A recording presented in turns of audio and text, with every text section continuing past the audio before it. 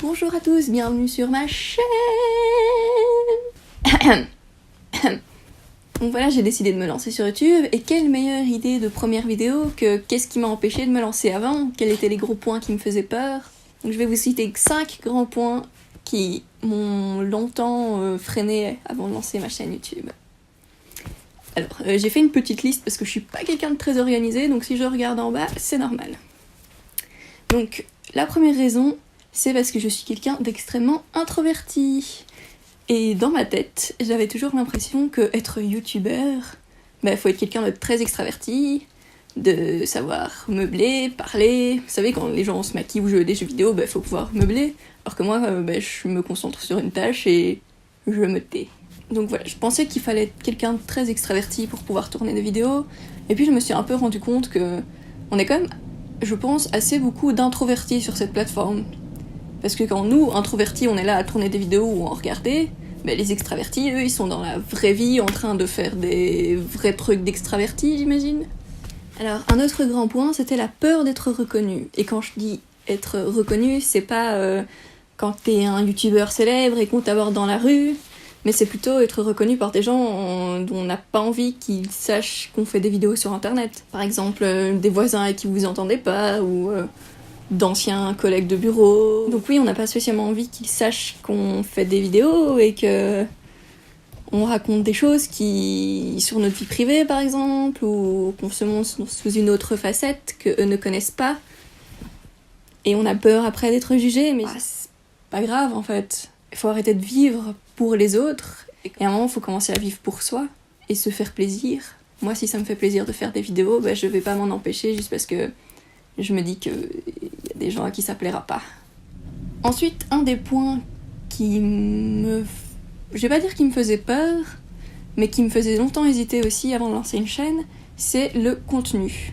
Parce qu'on a envie de faire quelque chose d'original, on a envie de pas faire comme tout le monde, mais en attendant, faut pas non plus se pousser à faire quelque chose qui vous plaît pas. Donc voilà, il faut pas non plus chercher à être totalement original et faire, je sais pas moi...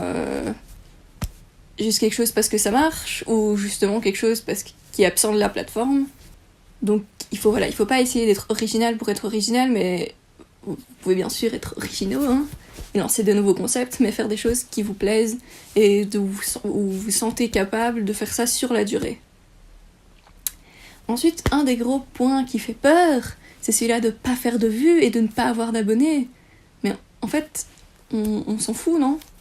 Enfin, moi, je suis là pour me faire plaisir, j'adore être créatif.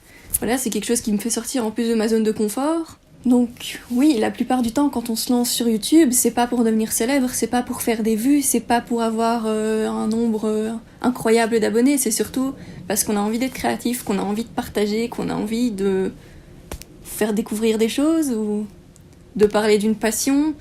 Moi, par exemple, j'adore les styles alternatifs, j'ai presque personne autour de moi qui aiment ça aussi, et du coup, voilà, pour moi, YouTube, ça a été le moment de découvrir des gens qui avaient plus ou moins le même style que moi, ou qui aimaient les mêmes choses.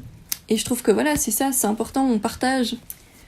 Et un autre point qui me faisait aussi très très peur, c'est celui-là du matériel. J'en ai pas beaucoup, j'ai des caméras, enfin c'est plus des appareils photo que des caméras pour tourner. Pareil, j'ai pas de micro, j'utilise un GSM. Et voilà, il faut faire avec ce qu'on peut, et tant que vous faites des choses qui vous plaisent, on voit que vous y prenez plaisir, j'imagine, et ça peut marcher, et peu importe la qualité, peu importe le matériel.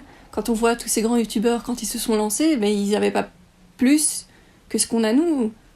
Ils n'avaient pas plus... Enfin, voilà, vous pouvez tourner avec un GSM.